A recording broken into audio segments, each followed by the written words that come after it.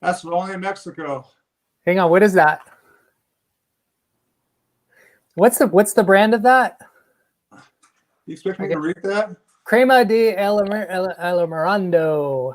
Tequila. Corn tequila. Okay. Did you snag that when you were down with Harvey's race? The trip prior, the 2 days, the week prior when I was on the mainland. Oh, we need to hear about that too.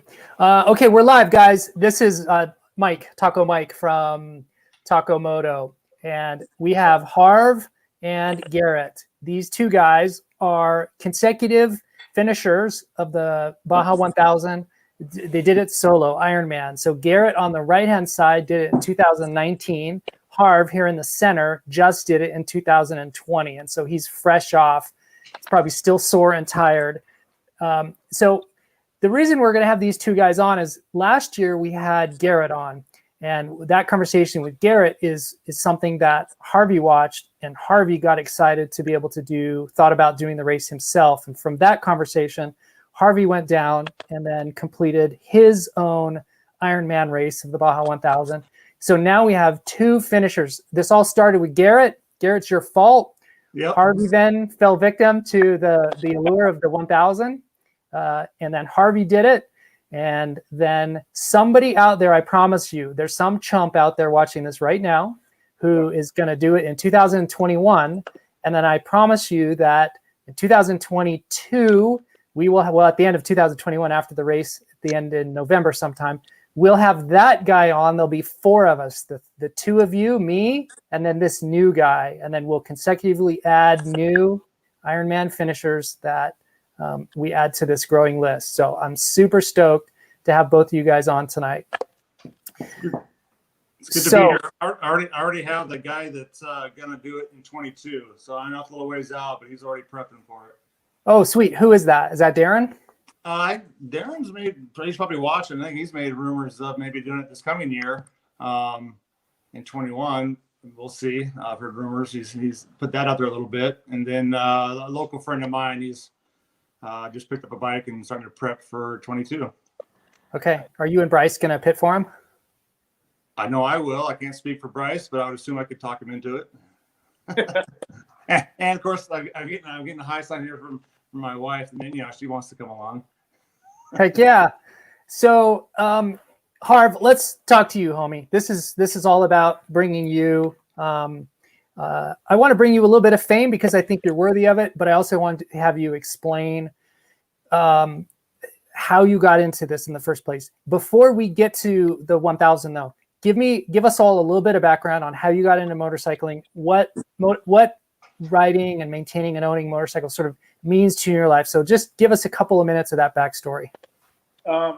Well, I'll always kind of rode bikes. My dad was my idol, and he always had bikes. So, and then I always heard these Baja stories growing up, and so probably I always trail rode a little bit. And there was a time where I probably went about 10 years, didn't ride a bike, and then got back into riding it. And my dad took me down to Baja, I think when I was about 18, 19, and we did about a 7-year stint going down there every year, and then didn't ride down there since. But then I got into doing some racing. Kind of would hit it in spurts. I'm no super athlete, super rider. Matter of fact, I think I rode this class so long I was going to write a book at one time. But I did end up graduating up to the ranks through different racing and stuff, and ended up in the A class. So that's kind of my deal. I love the trail ride. So the 1000 was kind of like we got together, my kids and I, one Thanksgiving, and we thought about doing it, and we set a team up for this year. And then with the whole COVID deal, it kind of fell apart.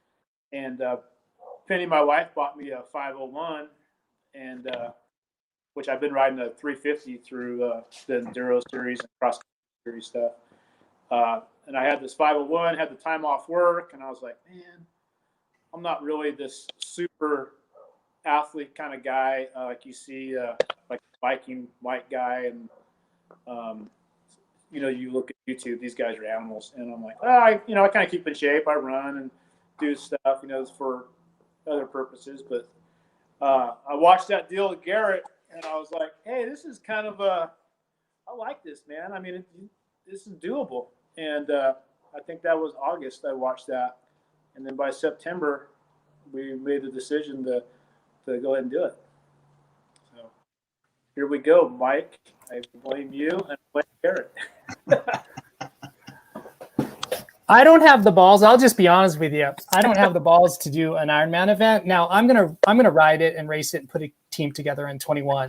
And fielding a team of multiple riders and doing 100-mile, 100.5-mile stints not only feels doable to me, but it also feels within my wheelhouse. I have in my brain, you guys must not have it, but I have that self-preservation gene that is trying to, my brain is trying to keep me alive. You guys don't have that. I totally get it.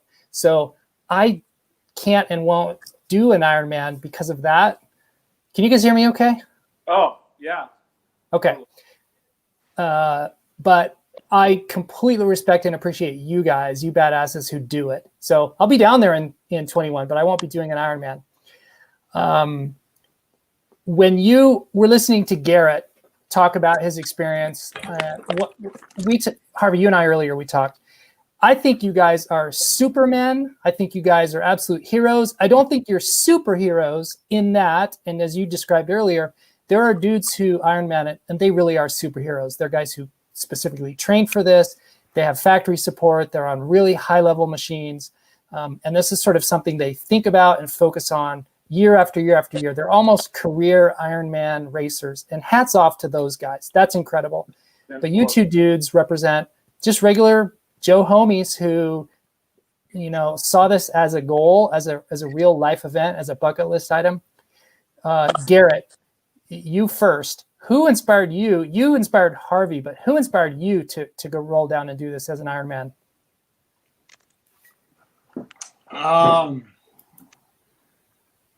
Where I finally pulled the trigger was, I watched one of Viking Mike's videos there where he was prepping for the 50th, I guess, and then the 50th when the Ironman, that video he has, most of us have probably seen, but that was kind of, how certain things hit you at the right time, the right place.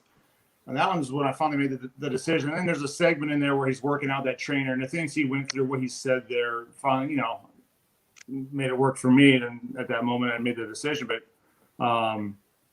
there was really nobody, I didn't know him, obviously, but there was nobody prior that I knew or hung out with that that I followed.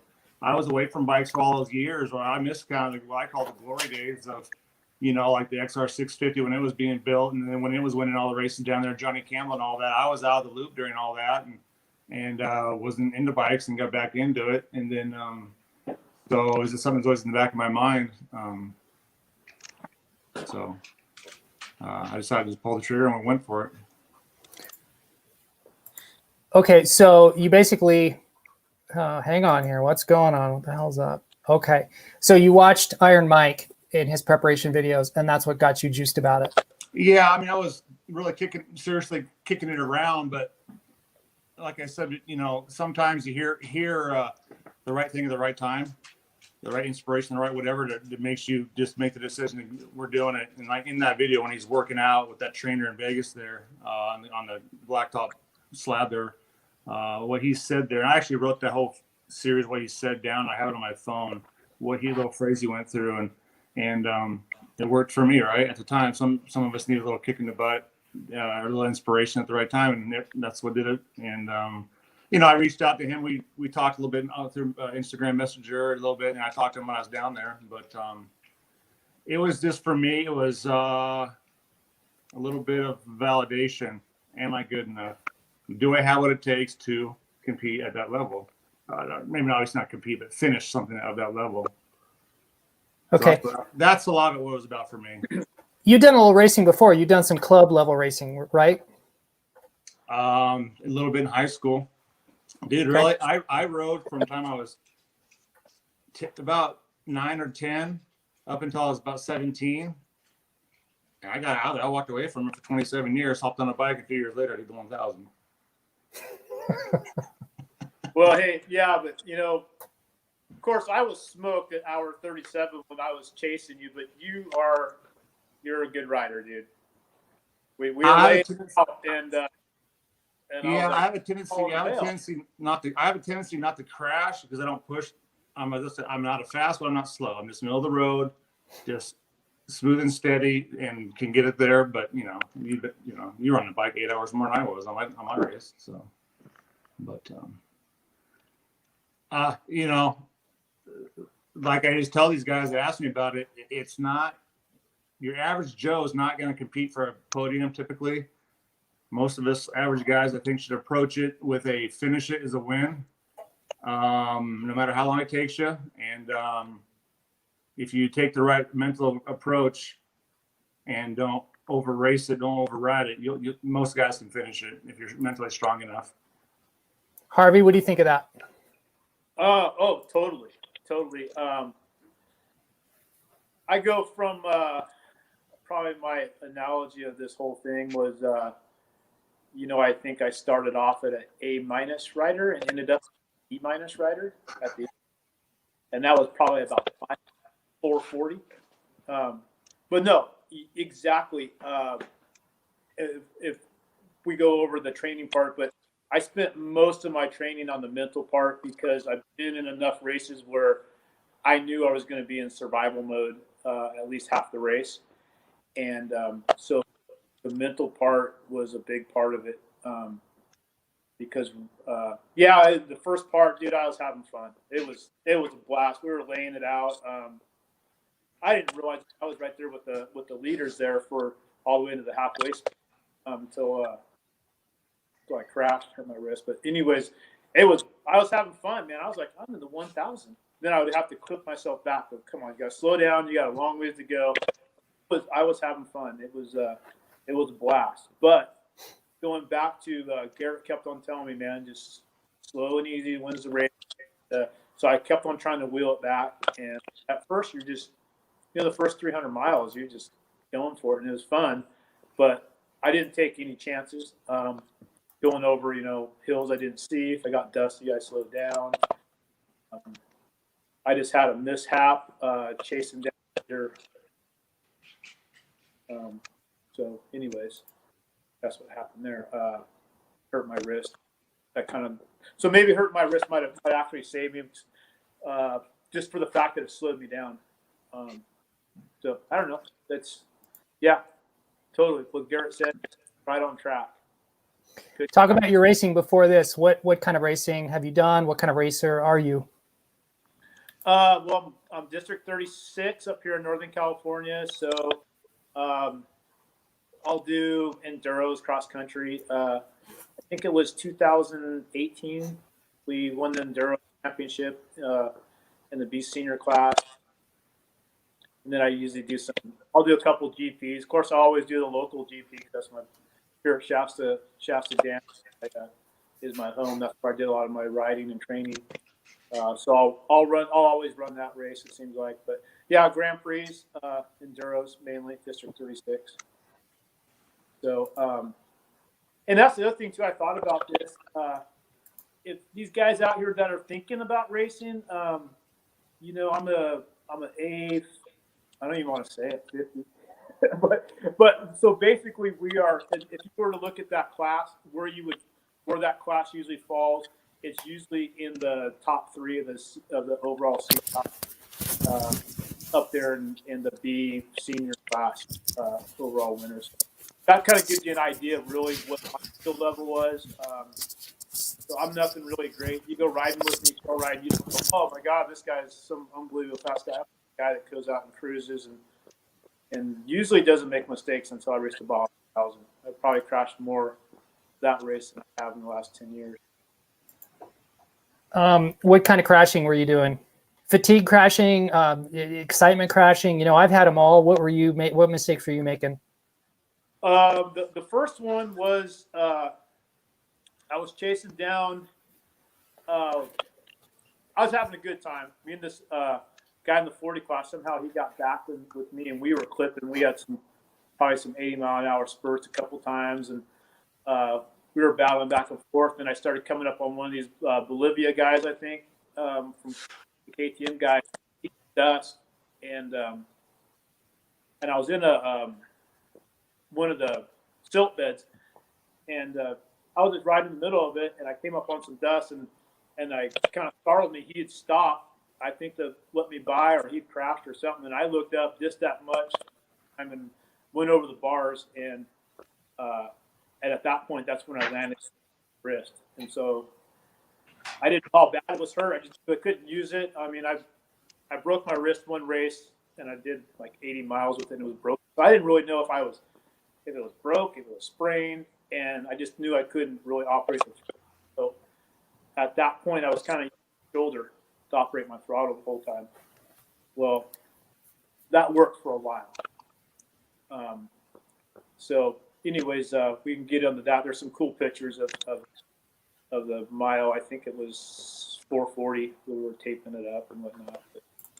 So there was a lot of those crashes. I knew the fatigue crashes were going to come, and the silt beds. So operating my throttle with my shoulder got to the point where, like through Matomi wash and stuff, I'd get to the point where I couldn't steer the bike because I was operating my throttle with my shoulder.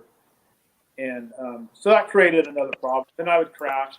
Then the steering dampener would go into kind of a resistance mode. Bars were crooked. My throttle, I was using my shoulder to operate my throttle. So I was just a hot mess for half the race. But, you know, I know enough to go, okay, you got to reach into your cookie jar or your deep tank and go, well, I know I'm a good enough rider to ride all this stuff.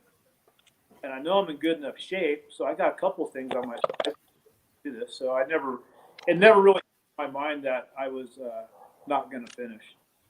So that's so the fatigue crashes. Sometimes I would go, well, for example, when Garrett finally found me, I think I would make it about 100 yards and crash in these rutted silts and then get back up.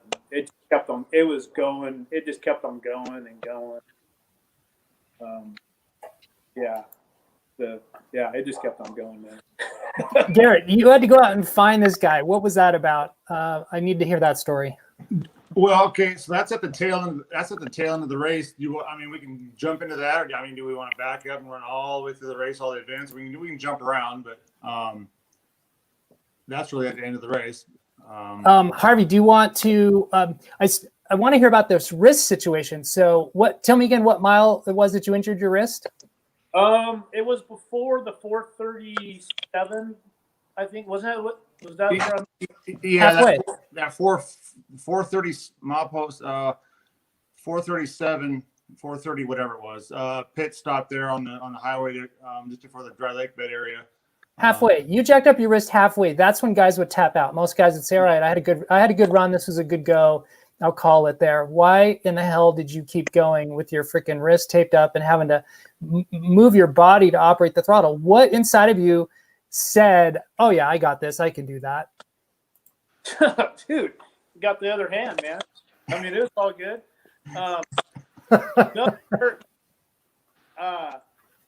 There was never a doubt. You know, I was up and breathing. If the one picture that we see a lot was when my wife is trying to, at the mile 437, she's asking me what her name is. And I'm like, I got this, man. We're under this. We got this. I'm halfway. So, yeah, there wasn't a doubt I could make it. Right there, that's her. and that's another legit time of the race, too, when there's some pictures of because we didn't know how to tape up a hand. We actually had some guys from Team Honda come in and help with the bike, and the guys knew how to tape up a wrist. And so at that point, they taped me up. I don't try to ever take any ibuprofen or Tylenol because I knew at that point if I started taking ibuprofen that it would be hard on my liver and kidneys and stuff. But I had to take it. And once I got my wrist taped up and I took ibuprofen, got some water in me, and we were good for a while. So, but no, there wasn't a doubt. There wasn't a doubt that I was halfway, and I got this at that point. Dude, that's nuts. So this is halfway. Your wife is asking you, what the hell is her name? What planet are you on? How many fingers am I holding up? Yeah, that's our famous picture right there together, I think. Did she at any point want to pull you out? Oh, hell no. No. She knows better? Hey, when I came in, not to jump too far forward, but when Garrett came and saved me, we come into mile 8:20. I didn't think I was going to get a finish and I was like, man, I'm done. I'm not going to make it in time. She's like, you're not quitting. You only have 78 miles. No, I'm like, only 78, man. I just crashed my brains out for the last 20 miles, and I didn't even think about it. She was like, you're on. I'm like, we got this. So, yeah, it was weird. The mental part, dude, there was never a doubt I wasn't going to make it. Even when I was going up the summit and the bike was on top of me running, and I couldn't get there. It was crash after crash, and it was always how am I going to get this thing going? And then the one thing that I lost sight of was my recovery. When I'd have a mishap, I'd get back on the bike a little bit too fast. So the recovery time is in, like, you needed to just sit and get your wits a little longer before you jump back on. Yeah, definitely. For sure. One crash, like in the Motomi Wash. Like I said, I was using I was using my arm for my throttle and stuff, and I think it was Motomi Wash. It was one of those deep sand things. I was hitting these rocks like the size of coffee tables. I was just going straight over them, and I come in and turn hot, lost it, looking for my bike. One of the Mexican guys there, he was camping. I have no idea how he even got there. He was like, amigo, you're all bad, man. Come on, man. Let me help you out. You need some water. You okay? And I'm like, where's my bike, man? I just got my leg over, hit the start button, and kind of dragged my face on my tank for a while until I kept going. And away we went. And so, yeah, there was a few times I probably should have just took a little siesta there, but we never stopped. Okay, this is crazy. I had no idea that Harvey would tell such great stories. That kind of stuff right there, at least in my opinion, I think that's kind of stuff I like to hear. Those little nitty gritty details tells other people who want to know or are curious to know or maybe want to do this. It's that kind of stuff, man. It's the surreal moments like that. Like, where did that guy come from? You know, there must be a road somewhere to get out to where I'm at, because you think you're in the middle of nowhere. And obviously Harv is starting to get a little loopy by that point, a little wrung out. But that kind of story, like, I just got to go. I'm dragging himself as the bike's going. That's freaking awesome. Yeah. It was nutty. It was nutty. I came around a turn. I was just the story. I came around a turn. I'm like, what are these two things glowing at me? And I looked, and it was a cow. And I reached over there. I tried to poke him in the nose, and just took off. See, that kind of stuff. It was like stupid stuff, man. I mean, It was just one after another. I came in the one pit, and I'm like, I don't know what my bike's doing, man, but I got tired of taking my hand off the throttle because I was using my shoulder, so I'd just stick it like half throttle, and I'd come in, whoops, and I just use my brake to slow it down. And so I lost my brake, so I couldn't do that anymore. But it would make some noise. These bikes make weird noise when you stick them open on the brakes, and you use it to kind of launch you up. Whoops. So I was trying all kinds of weird stuff like that to get me through. What's going on in this picture? This is a pit. Is this that one? Yeah, that's. I'm sorry. Go ahead, Harv. No, you tell it, Garrett, because I was out. Yeah, that's the wrist. So we're in. So we start basically. I don't know how long we've been into this, but it's obviously we've gone through the morning, we've gone through the day, we're back into the nighttime here, down by San Felipe just before that. Anyways, this is where the wrist gets taped up by all the guys in the red shirts. Their Honda team next to us. They just started swarming the bike, and my buddy Bryce, he's in there somewhere. He was working on the bike. That's me standing there on the left. But yeah, those guys jumped in and helped us out quite a bit there. And that was a weird pit. The trophy trucks was the first time we saw the trophy trucks for the night. That was the first pit that Penny, Harv's wife, saw a trophy truck for the first time. And when it came roaring in there about half tilt, and bombing through all those people that lined the highway there, yeah, I thought she was going to pass out. Realizing that that's what Harv's out there in amongst those trophy trucks. But yeah, that was interesting. That was it's kind of a goofy deal there. The way the flaggers were on the highway, where they were directing traffic, was kind of screwed up, and a lot of bikes were blowing the turn and missing, and it was chaos. But he came in pretty wrung out, and I was a little concerned. But something about Harv, I don't know him that well, but I started learning, and Penny had told me this, that he recovers pretty quick. So he came in looking pretty wrung out. His shoulder or wrist hurt pretty bad. But by the time he was ready to go, he was pretty charged up and ready to get after it again. So it was pretty cool. Yeah, there's another picture. There's Bryce and some of the Honda guys and the rest of the team. A lot of the rest of the team, they're working on it. But, yep. There's a Camaraderie something on the ground. Are they doing some chain adjusting there? Yeah, probably. Yeah. And at this pit, Harvey, you guys checked the pressure on your forks. You were running air forks, so I remember you guys were doing something with that. Yeah.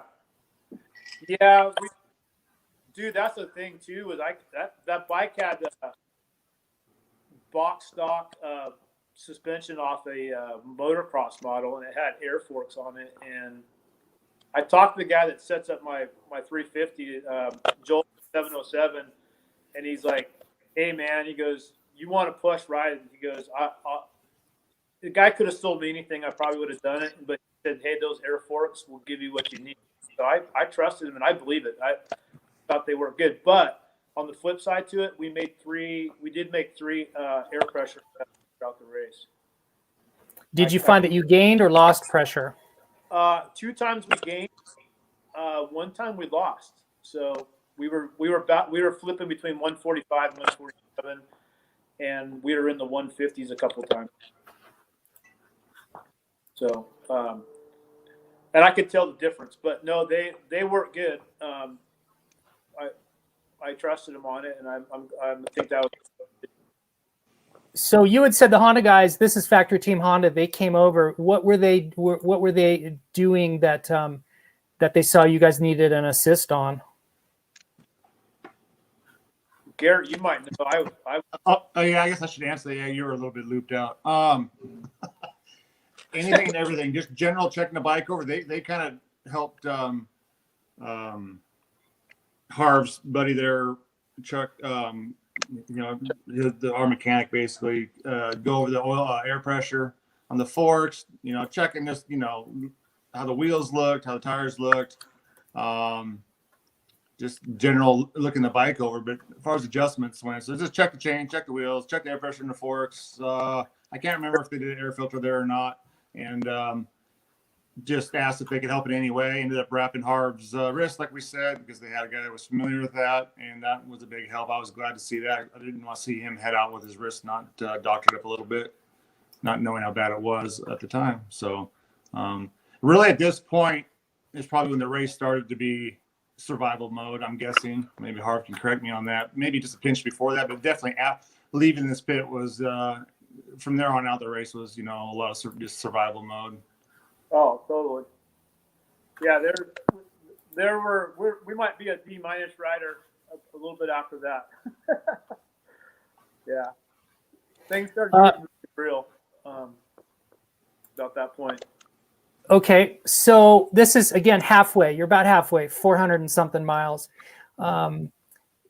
Garrett, you had made a comment a couple of times about the fact that for guys watching this is the reality that it seems when you're thinking about this that you've got everything in check. Like your spreadsheet has accounted for all the potential eventualities. You've got plan A, plan B, plan C, and all of that starts to unravel really quickly in the reality of the moment, especially when you as a solo rider need to preserve your machine and your body. And when Harvey was talking about some of his wipeouts and, he's looped out, he's loopy, right?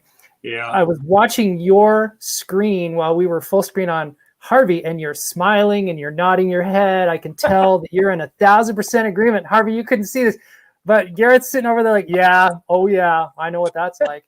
Yeah. Garrett, talk about like a couple of moments when you're basically, watching the cactus move and you don't even know your name.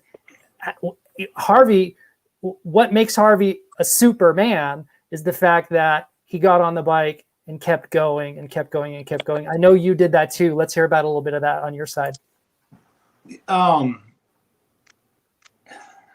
got lucky. I didn't I didn't crash as much or much at all. I think I took a little slower pace than he was going at it. But the fatigue part, I knew Harv well enough just from talking to him, and I could tell by his demeanor, he was going to make it. It was going to be a longer ride than even I endured, and it turned out to be quite a bit longer time-wise and a little bit mileage. But I'm sure he experienced that last half, the not really knowing which ends is up, and just all the weird things that happen out there and mess with your head. And for me, time almost stood still. We say, oh man, that was about 25 hours into the race or whatever. That was 30 hours in the race, and that is a long time. But man, when you're on that bike, it's almost like just time stands still. The sun came up, the sun went down, the sun came up. You're just still going, man, and it's just like it don't matter. I refer to it as you're in battle, you're at war, whatever you want to call it. It's you against Baja, against each mile, pounding it out. And maybe after a while, we really don't have a sense of anything other than following that dot on the GPS. That's all you have in mind. Do you even remember this picture from your race in 2019? Yeah, that was the last pit for me. My lower back was just killing me. And I knew I was going to make it. I was just nervous I was going to make a stupid mistake and, wad it up and get hurt. I was getting pretty wrung out, and this was shortly after the summit, which is no picnic, as Harv knows. And I was reaching the end of the rope there. I just want to get it over with. By the way, just as an aside, that shirt that you guys are all wearing, I've got mine right here. Yeah. Here is Garrett's 2019 shirt. Awesome. Right there. I keep it. And then I've got your sticker too. That's on my desk. That's cool. So every day I've got your sticker there. And then Harv, I'm going to have you mail me a shirt and a sticker so I can get that in my collection as well. Totally, for sure. So this ability to just get back on the bike and then keep going, that is what makes racers rare. That's what makes finishers rare. Garrett, why did you invest in Harvey? Look, you guys didn't know each other other than some chatting and maybe phone call. Harvey watched your video, so he met you first, through a video, and then he reached out to you, and then you take your time and money and you go down and you chase this guy and support this guy. Why would you do that? So after I finished my race, it kind of became my goal or desire to assist as many guys to IronMan as I could, as would approach me. So if anybody's out there, look me up, Instagram or phone call or Facebook or whatever. But if you're serious about it, anyways, my goal is to help as many as I could or can going forward. And Harv happened to be the first one who reached out to me, and we started talking a little bit, and he seemed serious enough about it, and it just wasn't wasting my time shooting the shit. So once he started putting things in place, I just started feeding him as much information as I could. Not that I have all the answers, but all I can do is just pass you on my experience and what it looked like through my eyes. And we just went from there. And I wasn't even supposed to be down there, to be honest with you. It was just going to be help you out over the phone and good luck kind of a scenario. But I was out of town on another deal and got back 2 days before the race, and my buddy Bryce and I decided to throw the bikes in the back of the truck, run 22 hours down there, unload it to Cotty, hop on the bikes, rip over to Ensenada, via the traditional route, Camaraderie down through Ojos and all that. And meet up with the team, met up for the first time the evening before the race. And next morning, man, the party started.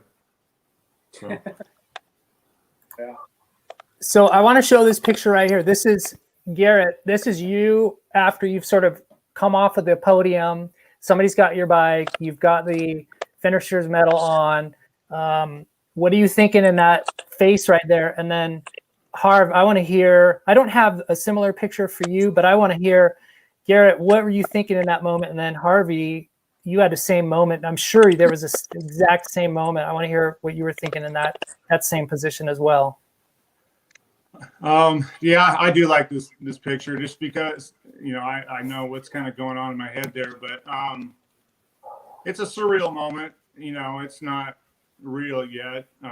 It's obviously a sense of accomplishment, and just you're a little bit shocked that, well, crap, I've been thinking about this for the better part of my life, off and on, and then well, here we are. We're at the end of it. We made it. On one hand, you're like, that wasn't so bad. But on the other hand, I go, hell no, that sucked. I ain't doing that again.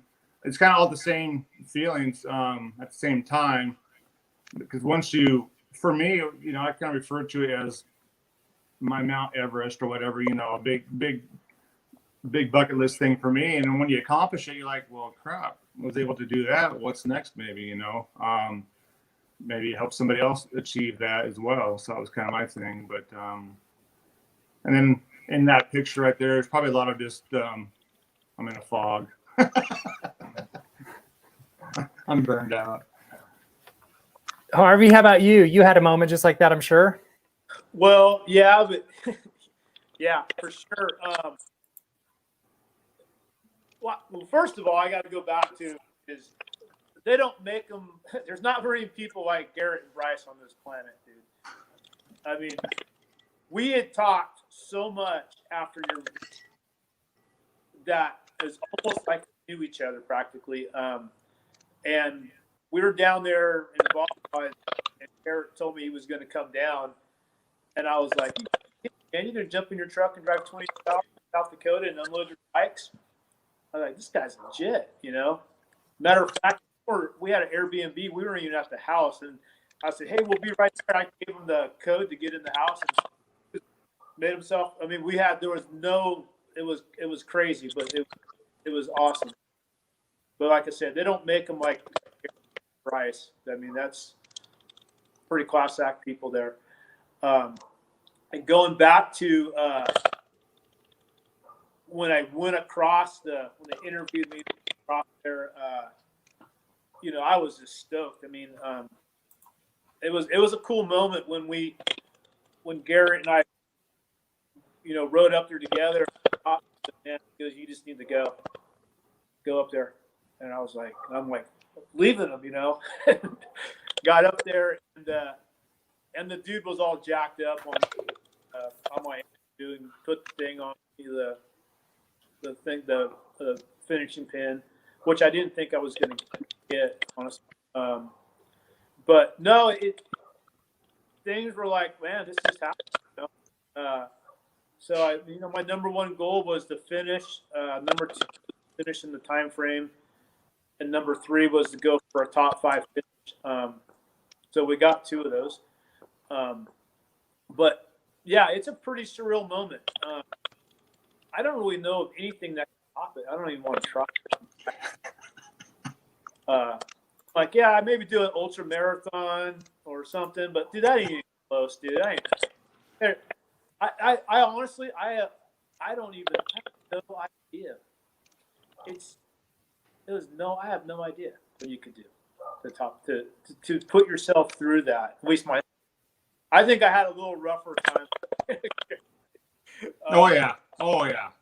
But yeah, it's I woke up the next. I never even slept, dude. I got up about 4 o'clock and I just called. And I was like, I can't believe this just happened. Yeah. It didn't really sink in. So yeah, it was pretty emotional. And you know, like I talked to you, Mike, at the very beginning. You know, I encompassed a lot of people in this journey with me, and they followed along. And and to me, it was cool because I had a lot of people say, you know what, you inspired me to do stuff that I was going to do. And we talked about this, whether it's climbing Mount Everest or just going out and going for a 1 mile walk or whatever. Whatever is a big thing for somebody, to get someone to believe in themselves and go out and do it. So, and I listened to a lot of what people told me. Like Garrett would say, you know, this, I'd do it. You know, you told me about doing, you know, bringing people along the journey, Mike. Very good to talk to you, and we opened up a page, and it all started with a lot of the training videos, and people kind of started following along the whole journey. It's kind of cool for them to kick back and watch someone do this, and we had support from people that never even been on a motorcycle that helped, you know, gave money, or there was never no negativity in any of this. So it was awesome. It's a pretty uplifting thing to do. Harvey, one quick thing. Is your phone on Wi-Fi or are you on cell? Because your audio, and I don't know, Garrett, if you can hear that, but your audio seems to be glitching. And maybe if you could check your phone and see if you're on Wi-Fi or cell, you probably want to be on Wi-Fi. Garrett, well, I'm going to check mine real quick too, because I'm having some issues with both of you guys actually glitching. Okay. Oh no.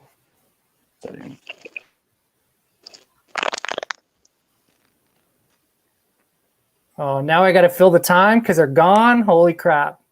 Let's jump over here and look at some of the pictures. I'm back. I'm back. I'm back. Okay. Right? Yeah, you're there. Tell me I'm back. You're there. Okay, sweet. So while we're waiting on Harvey He'll come. to jump back, he'll come back. Tell me about, I want to know two things. The first thing is you talked about like, this is your Mount Everest achievement. Okay, that's cool. You've got this little mission focus now of like helping other guys do the Ironman. Are you going to do any other big sort of like bucket list things in your life now?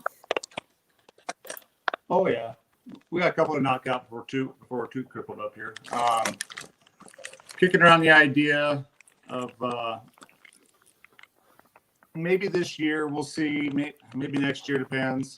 I want to solo the Idaho. You know, that ride there is kind of a, you know, I've ridden over there, ridden some of those trails. And yeah, anyways, from the southern border of Idaho to Canada, and some of you guys are familiar with that, the Idaho system. And I like to solo that. I got a couple 3 different goals in that ride, and we'll see how that pans out, when it pans out, how that works. And I want to ride a bike from Ducati to Cabo and back, or at least down. We'll see about back, but stuff like that when it comes to bike stuff. Okay, so you've got more Moto goals. Tell me about this little mission that you're on with like helping other Ironman dudes. Are you going to go down? So you've got this buddy who's going to do it. You're going to go down and chase him. Is this something that you just have to budget into every year? Like every year now, you sound like you're committed to go down and help some guy Ironman it. Yeah, going to Baja is kind of like the mafia. Once you go and get in, it's hard to get out. You get jonesing for the tacos, so you got to go at least once or twice a year, right? So you might as well go help somebody. Okay, Harvey's back. Harvey, we can't hear you. He's on mute. He'll have to unmute. There you go, homie. Yeah. Okay. Any better? Is it any better? I don't know. How does it sound to you, Garrett? It's kind of scratchy at times. Yeah, let's just power on. I mean, there's nothing we can do. I was doing a Zoom earlier today, and it was kind of glitchy. And I don't know if just this particular day with the internet and the Russian hackers and whatever is causing issues. Oops. Um, Yeah. Harvey, I want to look at your pictures and just kind of go through a slideshow here and have you talk about these. So here we've got your bike. You haven't even left town yet. Tell me about this bike, what you've done to it. What are some of the particular things about it? Basically, it's a 2020 501, and Vertex ECU, XL80 headlight. I don't know, FMF pipe. Okay, you pulled the suspension off of MX bikes. You've got air suspension on there, right? Yeah, I bought the bike used from Faders KTM from Corey. That was a personal bike, so he took his suspension off, did the old swap. So that's how I ended up with the air suspension, but it was brand new. So I was like, yeah. What size tank is that? That looks like the 3.6. Correct. That's the first Cervi's one they had out, I believe. And then that's seat. Bike. Sorry, talk about this. Talk about the tank and the seat. I got the tank with the bike, Corey. Seat is a seat concept, the soft one. So talking to all these guys, the saddle sore was a big one that was a concern to a lot of people, and those are the things that you don't hear about until you get to this point when you get ready to race. Yeah, we started telling the guys going into a few of the not so pleasurable things to talk about on public type stuff. Venues. What do you got going on in your grips here? That was just a thing. So a lot of times they will do a course change, and that's what. So we just make some notes on a course change.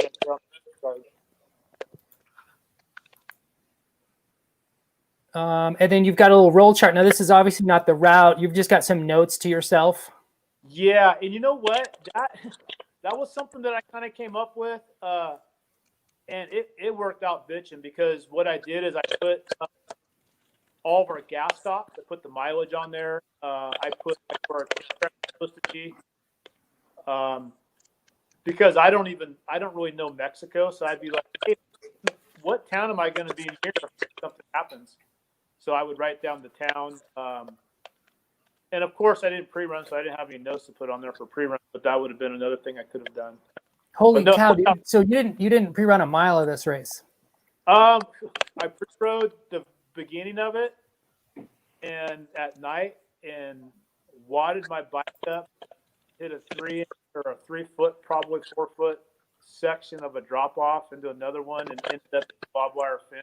I'm like, I think we're good. Holy cow, dude!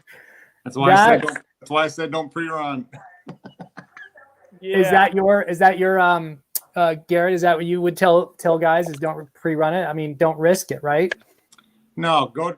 I mean, a lot of people disagree with that. I get it. That's my personal opinion. Yeah, you're gonna go down there and ride around, and yeah, okay, you're gonna find the course somewhere, and you're gonna ride on it, but just keep your ass on the seat and just putt along. You're not gonna become all of a sudden a rock star motor desert racer all of a sudden just because you're in Mexico, right? What you are when you got there. So go down there, just putt around the course a little bit, enjoy being down there, but don't wad it up and get hurt before the race even starts. Okay, good advice. Dude, I almost made that mistake. I almost went over the bars 2 days before, 3 days before, whatever it was, I just thinking, well, maybe I shouldn't have done that. I think, of course, this is all you learn stuff as you go down there. But the Team KTM guys, they rented a side by side in pre course. That'd be cool. That's another option. I think that's a great idea. Yeah, that'd be cool. So was your primary navigation the Trail Tech then? I didn't see that you had any other GPS in your bars. Yeah, that was it. That was the baby. That's the love-hate relationship right there. Yep. What worked good for you, and then what would you change if you had the ability to do it? Well, it worked good until it didn't work, and that's what jacked me. Well, there's so many variables. I have so much good versus so much bad. But after I got out of the summit, I lost my GPS signal, and that's when I got lost. And I missed the turn, and I ended up doing. We figured like almost 20 to 30 extra miles. That's when Garrett had to come find me because I lost the charge circuit on the GPS, which I found was in the connections. That was over here. Shocker. Yeah, I took care of that. So moving forward, I talked to these cats at Trail Tech a few times. The first docking station I got was bad. I ordered 2 of them for my practice bike, my race bike, and then I talked to these guys 3 times. I told them what I was going to do, which was all cool. You know, they all seemed nice, but they should have maybe said, "Hey, man, you might want to put in some dielectric grease on the contact." So I'm thinking what happens through a series of my cracks, the silt, it got stuck between the contacts and it didn't contact, so I lost my GPS charging portion of the bike. Man, okay. Yeah, I've heard of that before. That's been kind of an ongoing thing. And it's my understanding that very, very soon a complete new interface is going to come out. And so they've got kind of a version 2. So look for that. That should hopefully solve that problem. And that's a 10-4 on that. Dudes would have just said, "Hey, man, you know, maybe put some dielectric grease on there, or maybe put that." Honestly, I lost 2.5, 3 hours of the race. I missed the time by an hour and a half. So yeah. There's other variables too. I mean, I had my jacket off wrapped around my sprocket in the desert, and I had my bike go dead. There's all kinds of there's a lot of drama that went on and got to that point. So, anyways. Yeah, there always is. It doesn't matter how well you prepare and what you've done to your machine. Somehow there will be one thing that you did not presuppose that would be an issue becomes issue, and then you just deal with it. That's everybody. Yeah, and moving forward, we talked about using a cell phone for a backup. Yeah, like a like an Android phone with Google Maps on it. Exactly. And we should have did that, because that's another thing though. Looking forward, I should have added might have taken my race. Yeah. But this picture here, this is kind of a no-brainer that we didn't think about until almost a week or 2 before the race. After we talked to the Baja pits, he's like, "Hey, put a quick fill in there." And I'm like, "You think so?" And he goes, "Well, think about it this way: 6 to 8 minutes tank versus 6 seconds at every stop times 20. So there you go. That's an Acerbi's IMS quick fill will work on a tank to verify that. And that little black plastic crap that flies off, you need to replace it with that machined aluminum one right there, and that fixes that problem. So that's a must-have, by the way. Okay, how about your Scott stabilizer? What else do I see in that picture? That's probably it for that one. Oh, the little guy. Scott stabilizer was pretty cool, except, like I said, I kind of got jacked up when my balls would get twisted in the triple clamps. Put it in a little. Okay. Headlight indispensable. That's the XL80, right? Yeah, that thing's legit. I don't like the look of that. I ended up putting a second bolt out, but it made it easier for me to adjust. I would adjust the headlight now and then, depending on my speed. But it was a little bit easier for me to move it around when it was out farther. What's going on here? Some sort of toolbox you made? Yeah. So, okay, going back to, I admit it, I've listened to Garrett and your guys, and he talks about the, you know, his head, you know, the helmet being a lot of weight. And I knew I had to make my body as light as possible. So I built that skid plate out of an Enduro Engineering one. I made a little toolbox in the front, and I put all my tools in there. I put you know, my wrenches in there, my Allen, my spare. You know, you see that side. I had a spare shifter. I had axle nut, master link, all that kind of stuff.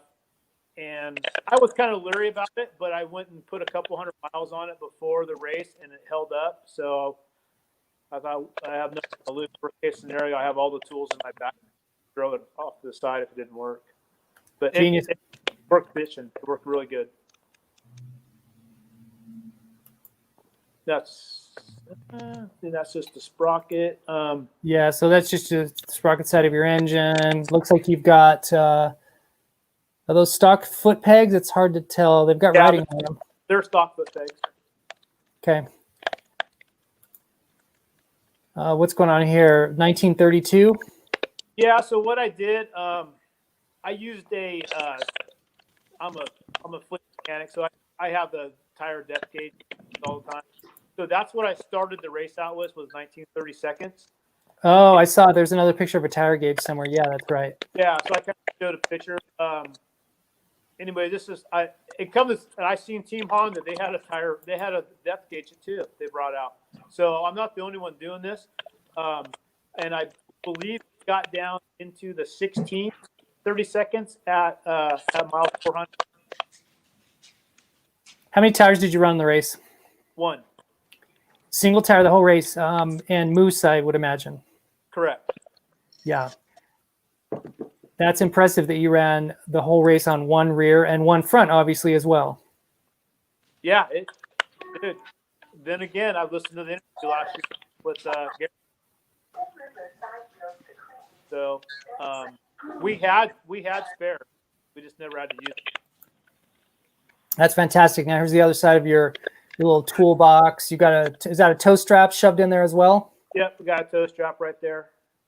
Yeah, that's genius. So the point I would make of this picture is, and you alluded to it, shove as many things on your bike, hide them, stick them wherever you can to take them off your body for space and weight.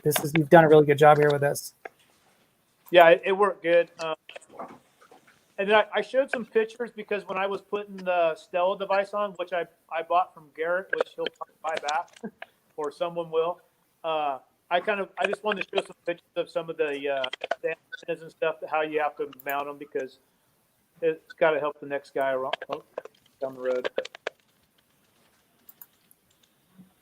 There's your tire gauge. That's at the end? Yeah, that's at the shop. That's fantastic that you had that much tread left. So that's your starting and ending. Correct. Another picture of your stabilizer. What's going on here? So, believe it or not, there's a lot of questions on what I ate, along with my training tips. So that's a lot of what I ate right there, man, and drank. I had that stuff I had all that. I would put the Fit 40, the pre-workout in my. I made like a little water bottle with a spigot, like Caleb Russell races. I would use that if I needed, if I was low on energy or whatever. And then I had 2 packs, the little waffles. I was so sick and tired of packs and waffles by the time of that race.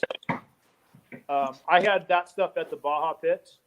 So when they would understand, sometimes I would get what I ate and I would shove that down mouth and it had to look terrible.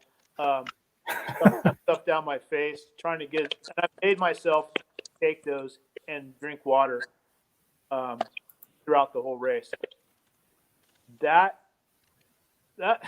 another thing, man, that I learned from these. I'd have guys call me up and tell me about saddle sore and, my God, your butt, dude, that's the worst thing. One guy told me you need to take Gorilla Tape to it. And I'm like, whoa. So then again, that's what I used. And I was also talking to Garrett. He told me that, the saddle sore, the chase was a big issue with him. I went back to some of the ultra or marathon running stuff that they use, and the Body Glide, and the other thing to the left is what the mountain bikers use, and of course a lot of people know the monkey butt. And then I didn't use motorcycle or bicycle shorts. I used some shorts that didn't have that were like a hot, and I did not apply that. I had my wife help me there. And that was another issue at mile 440 we did. And I'm going to honestly say I didn't have to there. That's just a riding. We did a 2-day ride out from Reno to Redding with the Redding Dirt Riders. Epic ride. That's what that was. Picture of the bike. We put a rack on my Dodge truck on the front and back. There's the front rack. Worked out pretty good. Valley Climbers, those guys were legit. They stepped up. Doug, another person that I met through Facebook, came up to our restaurant. We talked, and he was a key player, along with several other people on doing a or the picture of going back to Garrett about the weight. I wanted the lightest helmet that we used, which that Just One helmet. I've run them before. They actually helped me with the helmet. So I tried to get the lightest helmet I could, and they were the ones I think 2.5. And then I ran the test lights on there. There's a kind of how I had the chase truck set up. There's your spare wheels. Yeah, there's spare wheels. Had a little bed there. So we used it. Little thing on the side. There's our Airbnb in Nevada. And then I took your advice there, Mike, about balancing the wheels. And I like your idea about the hot spots with the mooses. That makes total sense. That's another good tech tip. Little Baja map there. Those are what we lived by for a couple of weeks. Just a random picture out there, ride out there in Mexico with my Just One gear. The Stella will be a mystery due to some people. That's your device. This is another thing Garrett told me about. About getting the IV. Like he would have thought you would get an IV before a race. Super popular though. I mean, even the people driving the car. This lady was slammed. I'm gonna have to say it helped because there was a physically wise, it held up pretty good. I think that's just going through tech. Picture, that's just leaving the night of the race. So, another thing too, man, which a lot of people don't realize, Garrett and Bryce, they put their boots on the same time I did. And actually, I took my boots off before they did at the end. They pretty much rode this whole thing in a roundabout way. But there's probably a gas stop.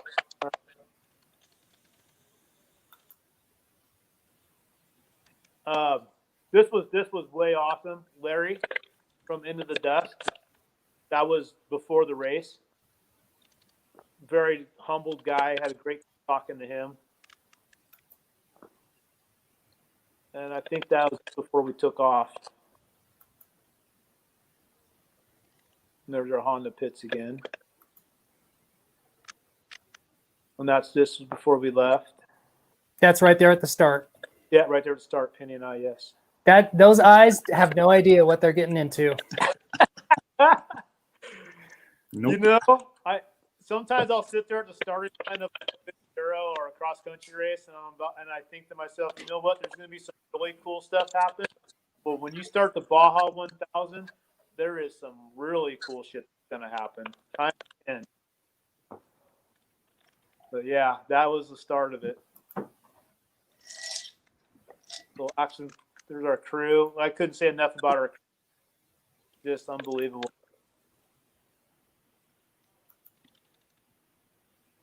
Yeah, they're in the pits. There's Charles. Guy was legit. Kevin. Half of my crew, almost half of my crew, didn't know each other till this race, which was pretty cool. And 3 of them I didn't even know before Facebook, man. So that was pretty cool. There's Bryce in the yellow pants at the back end. Yep. Yeah. Yep. Here's that moment. That's our famous picture right there. Do I know her name? Yeah. Here's Garrett holding down a pit stop. You're ready to come in. So, Yep. Hey, Garrett, was that the time you and Garrett and Bryce spent the night out in the desert, man, on the bike? Why wouldn't we? That's just what you do in your Baja, man. Dude, that's epic. Come on. That is unreal. You just lay down and you sleep. If it's time to go to bed, wherever you are, there's a cactus, there's a rock. You just hunker down. Well, it was at the Zoo Road crossing or whatever you call it. I mean, occasional trophy truck roaring by you about 50 feet away, but this is what you do. That's Baja, dude. That's I Baja. asked him, where'd you guys sleep? And he couldn't answer. I don't know, wherever I park my bike. So right here, that last picture of me hanging out, that little dude there. This was race mile 165. So we're on the Pacific Coast the first morning, obviously. So Bryce and I and the chase van, Doug and all them went down the Pacific Coast while the main chase truck, Penny, and them went towards the East Coast. So anyways, this is 165. We had some shenanigans or adventures just getting to this point as far as from the chase bikes / chase van point of view. But anyways, so we got Harv here at this pit stop, and then we hung around for him to come. He went south and came back north up there to the east of San Quintin. We picked him up at race miles 305 or somewhere in there for another pit stop, and we saw him again. And then Bryce and I hopped on our bikes again, took off on the highway north, took the cut across road that pops you out there at Valley T, and that was fun, pretending like we're rally racing across that road. It's pretty windy if you've ever been on it. It's a good one to really hang it out on. And then that's when the party really started, man. We came into Valley T, and man, because the race course went right through that town this year. Holy cow. We ended up on the course on accident, maybe not on accident, but anyways, we ended up on the course, Bryce and I, and that was kind of fun. I thought Bryce was going to get pulled over for riding wheelies through Valley T there on the course, but anyways, Is that where we were off the course and you couldn't see the pit? Was that pit? So you get Valley T, hit the highway, then you rolled the highways, I guess east or whatever, towards San Felipe. Yeah, where we had to flag you down. Yeah. I think there must have been 50 people out there flagging down, guys. Yeah. You weren't the only one. There was a lot of bikes that were missing that turn. It was pathetic how they were doing it, but whatever. That's what it was. That wasn't the first race, that's for sure. Not good. Well, while you're out there beating your brains out, pounding whoops, we're in there enjoying tacos. That's in San Vicente. I know right where that place is. That's a good spot. Yeah. So that was recommended to us by a little bike shop there that ended up, we had to buy a tire and two for Bryce's bike. That's another story. But anyways, he recommended that place. So we scooted up there and indulge in some tacos before you hit the road towards Valley T. So yeah. Was what little bike shop was that? The hell's his name? Not Pablo. He does tours and stuff. He does tours, yeah. Despero Yeah. Tours. Yep. Something like that. What's funny is we found his shop. The door was locked shut. We got his call and his numbers there. So we called him. He's like, "Yeah, I'll be right over." He comes over. He comes walking in. I go, "Dude, I think I know you. I think I follow you. You know, on Instagram or whatever. You know." And, Poncho. His name is talking to Poncho. him, sure enough. So, anyways, yeah, we got tired and two for Bryce's bike, and away we went. So. Yep, Poncho's a good dude. Yeah. What's this moment? Well, you should know. You were there. That's hilarious. We're both wearing the same shirts. At least I am. I don't know if you're wearing. Check it out. That's funny. I'm wearing the same shirt. Are you wearing your shirt? No, I got Harv's on. Oh, that's class move right there. Class move. Come on. That was a good time, dude. Well, I just was totally stoked to see your bike, self-prepped, turn signals, key, license plate. That was probably the first time I think I've ever seen a guy up to use the 500 in the EXC format. I know guys have run the 500 in the XCFW format, but to see it in the EXC was really a cool thing. I was totally stoked. Well, the bike, we all know the bike's capable. I'm not going up against the 1X bike, right? So you don't need, I mean, granted, these bikes are awesome, right? And they're great. But if a guy can't afford a newer bike like that, or like Harv, like that KTM there, don't let that hold you back. There is plenty of capable bikes that are more affordable, that are a little more used, and maybe need a little love. But you know what I'm saying? Yes, this is expensive. Couldn't afford to do it every year, obviously. But you know what I'm saying? Yeah, those bikes are capable. And the whole license plate thing, I didn't really think about it until I think you pointed it out. I go, yeah, it's kind of funny, I guess. Yeah. I'm the only one here with license plate. Maybe I'm just goofy, but Love it. Yeah, totally. What's happening here, Garrett? I was trying to gather up the gumption to get back on the bike. You're talking to yourself. You're saying, I want to do this. I want to do this. Anybody else want to finish this for me? Yeah. Yeah.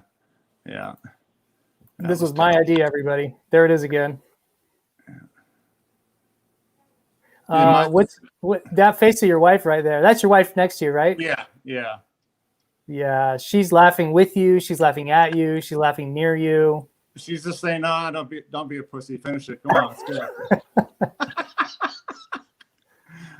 Oh man. What's funny is you can't see it in this picture, but when the picture is blown up bigger, you can actually see Bryce. He's on foot running with me around the corner there. That's towards the finish line. Dude, he's legit. Dude, So I've drugged that dude to some interesting adventures. And usually when I ask him, he don't even hesitate. He's just like, yeah, all right, let's go.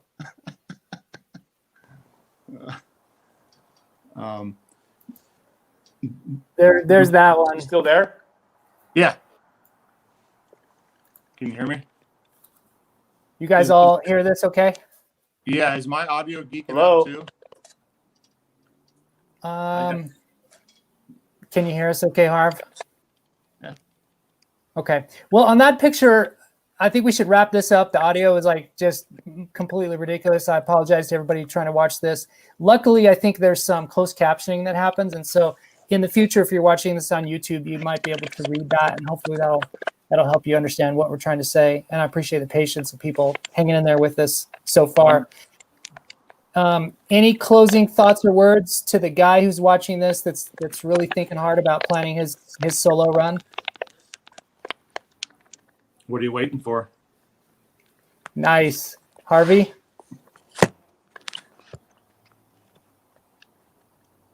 Uh-oh. Harvey, can you hear us? You guys hear me? Yeah. Yeah. Harvey, you get the last word in. Close this out. You're talking to the guy who's right now sitting on the couch watching this. Should he do an Ironman run? Say something that's going to get him up and do it next year.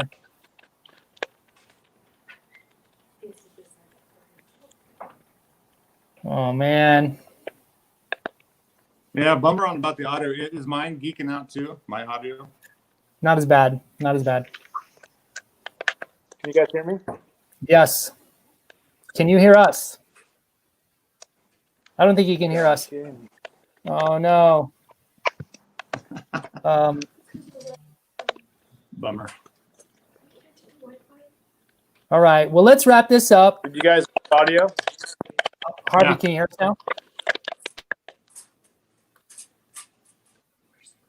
Talk to me, Harv. Can you hear me? Yeah, but he can't hear Can us. you hear me? I'm not. All right, Garrett. Okay. That's it, dude. I can't hear Mike. Though. Talk to Mike. Garrett, ask him that question. Maybe he can hear you. No. Harv, can you hear me? Yeah. I can. So because of the audio issues we're having there, I guess we're gonna maybe wrap it up. What is something, kind of a last word you might say to encourage someone who's thinking about doing the Ironman? Oh, definitely do it. Definitely do it. It's probably going to cost you more money than you think. You cannot be over prepared, maybe I should say. Do a lot of research. There's a lot of cool people out there that are willing to help, and you just got to be willing to listen. And don't lose sight of the end goal. And that's probably it. And with technology nowadays, you can get a hold of us here, and we'll be more than willing to help you. Successful. So. Okay, you guys are all heroes. Thanks, everybody. I look forward to doing this again with you Probably two gonna wrap her guys up. soon. Yeah. Good night, everybody. Thanks for watching. Yep. Catch you later. Yep. Bye. Peace out.